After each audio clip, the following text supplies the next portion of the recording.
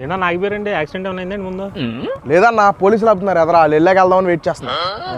ఎంతసేపు నుంచి ఆపుతున్నారు? 2 గంటల నుంచి వెయిట్ చేస్తున్నాం అన్న. అబ్బో, ప్రతిరోజు ఉండేదేలే అన్న, ఇది పెద్ద సమస్య వచ్చి పడిందే. మీ కొత్త కానీ మాకు అలవాటే అన్న.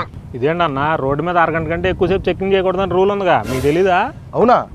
ఇది తెలియక మీలాగే చాలా మంది గంటలు ఉంచుంటున్నారు రోడ్డు మీద. ఏమగంట అన్న, 2 గంటల నుంచి వెయిట్ చేస్తుంటే. అదే మరి ఇది తెలియక ఇన్ని రోజులు ఆగిపోయాం కానీ అడగలేకపోయామన్నా. ఇప్పుడు తెలిసిందిగా, పదండి వెళ్ళి అడుగుదాం. కొత్త ఎస్ఐ వచ్చాడంట, చిక్కుల్లో పడతావు మరి చూసుకో.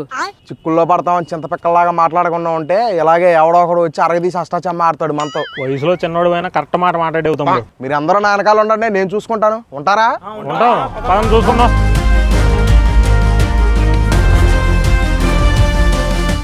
ఏంటండి రోజు మాకు ఇది ఎంతసేపు ఇచ్చి రోడ్ల మీద? అసలు 1 గంట కంటే ఎక్కువసేపు చెక్ చేసే అధికారం ఎవరు ఇచ్చారు మీకు?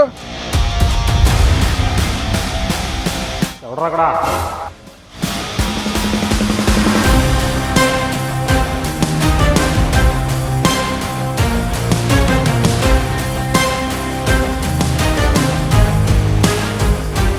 కొత్తసే అంట.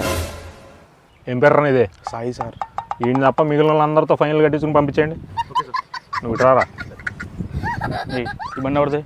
గొర్రె కసాయి ఉన్నట్టు ఆయన నమ్మిడు మన అందరిని తీసుకొచ్చాడు. అవి వేడి అవ్వాల. ఎరా ఎండ అరుస్తున్నా? ఇందాక మీరే కదా సార్ 1 గంట కంటే ఎక్కువసేపు ఆపే అధికారం లేదని చెప్పింది.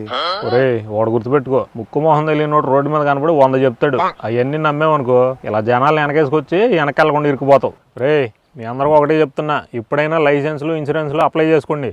మీ మీద మాకేం పగలో ప్రతీకారం లేవు. గంటల నుంచో పెడతాకి. హెల్మెట్స్ పెట్టుకుని సేఫ్గా డ్రైవ్ చేయండి. Okay sir. ఏంట్రా ఓకే? స్టేషన్కి వెళ్దాం బా. ఎందుకు sir?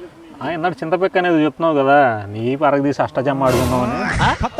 Bye bye, tata, goodbye, Gaya.